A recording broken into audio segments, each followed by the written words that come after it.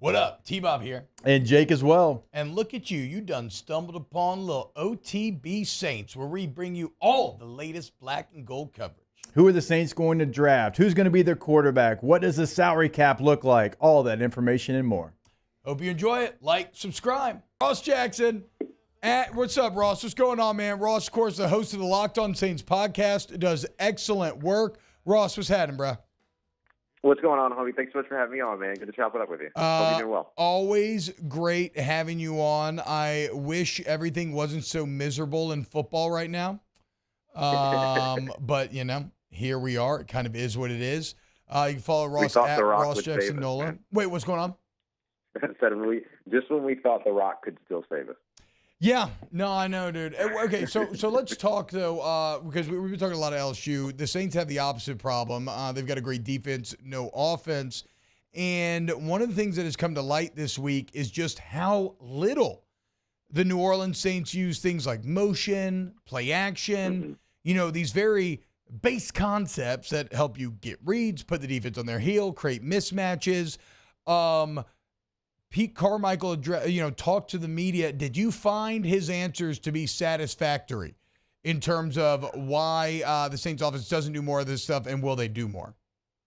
Yeah, I don't know about satisfactory, but it definitely explains the issue. I mean, basically, I want to credit, Nick Underhill, who asked the question about, using motion and all those things derived from his great piece over at New Orleans Football. But, you look at Pete getting that question and then kind of saying like, oh no, it's there.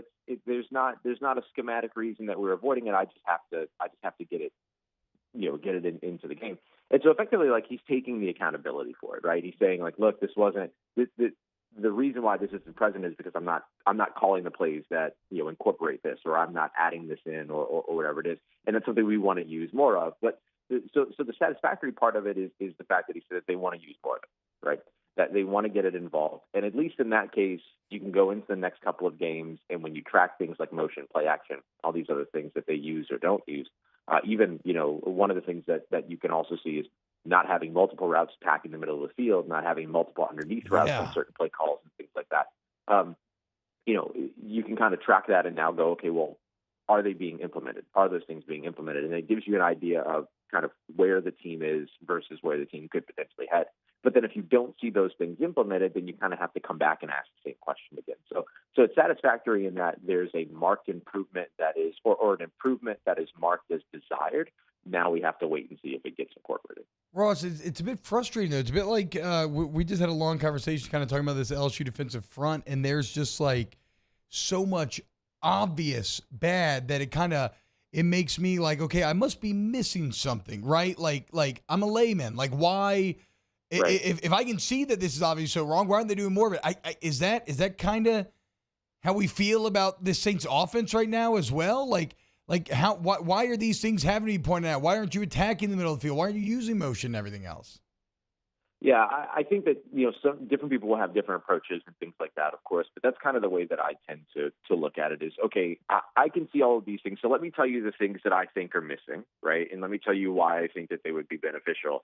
But my assumption is always that there's a reason that those things haven't been there. And then once that assumption is proven right or wrong, then all of a sudden, we can then make the decision from there. And so I think that when you get an answer like what you got from Pete yesterday, which was a lot of like, it's on me, I got to get better, all of these other things, you're basically at this point getting the acknowledgement that like, yes, those things are missing. Yes, we want to incorporate those things. And then it allows us to be better evaluators as we move forward, or not better evaluators, but allows us to be more accurate as evaluators to where we're not guessing anymore. We now know, okay, yes, the Saints have acknowledged that they want these things in their offense. Now we can track and kind of go back and say, okay, well, they're not being incorporated, so why is that? If you want them there and they're not there, what's going on? It's an interesting matchup come Sunday, Ross, because you're talking about two of the winningest teams of really the last decade in the Saints and the Patriots. And you look down, Saints 2-2, Patriots 1-3 in complete shambles. Mac Jones getting benched last game. It's kind of a battle of fallen empires. Are you worried that this is the game where the Patriots kind of put it together, right? It always feels like Belichick and company are only going to say so bad for so long. Yeah, I went into the first game of the season with a similar idea for the Saints and the Titans. And for that game, it was that regardless of who loses that game, I don't think you're going to walk away feeling like one team is really, really bad. Like, you're going to feel like these are two pretty good teams, but only one of them could win. This week, I kind of go into this game between the Saints and the Patriots with a different angle, which is that this is going to be a bounce-back game for one of these two teams. Yep. This is going to be a get-right game for one of these two games, right? And that you leave walking away feeling like, okay, one of these teams has now got its rhythm, and then you leave walking away thinking, okay, one of these teams still doesn't know who they are. And I think that that's going to be the difference in this game. Who finds a rhythm, who struggles to find their identity, that's going to decide your winner and your loser from this game.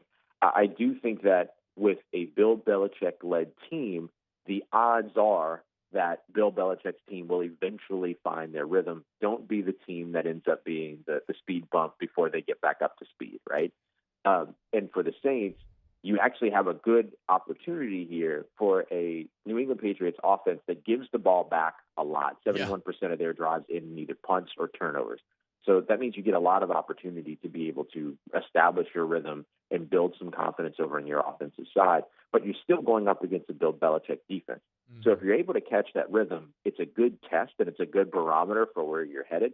But they should get the opportunities as long as the the Saints defense can force the New England Patriots offense to look like what they've looked like all season.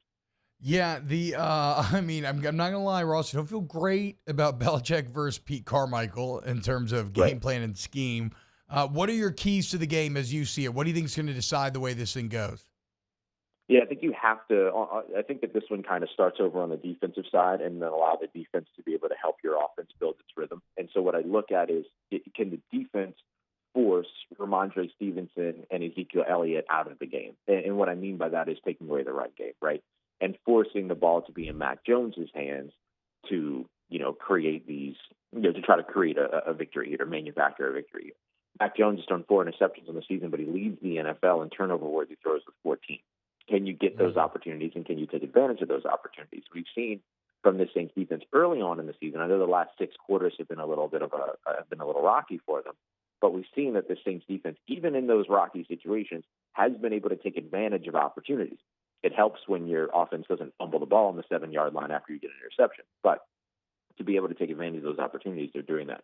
And then so that allows the New Orleans Saints offense to be able to run the ball, to be able to establish its rhythm. Hopefully they get its tight ends involved in this game, because we haven't really seen that over the course of the season either. Yeah. I wrote a piece about that over at Saints News Network a couple of weeks ago about the lack of involvement from tight ends and why that might be. Protection help, things like that. So I think that it comes down to stopping the run game on one side, but getting your run game going, which I think the Saints did a good job of in the second half of last week's game against Tampa, and then that will allow them to be able to build that rhythm. Ross Jackson, the absolute best man, host of Locked On Saints. As he says, you can find his writing at Saints News. Does a lot of great work for the Locked On Network. If you're a Saints fan and you want to dive deep, I mean, you can hear it in just this little snippet that he's giving you right here. If you're a Saints fan, you want to dive deep, you want Ross at Ross Jackson. Ross, thank you so much, man. I don't really care about predictions. Do you have one? Like, I don't know. The only prediction that I'll really give is that I think that this is still going to be a low-scoring game. I think either one of these teams scoring more than 25 points or 20 points even at this point is still a little bit of a stretch.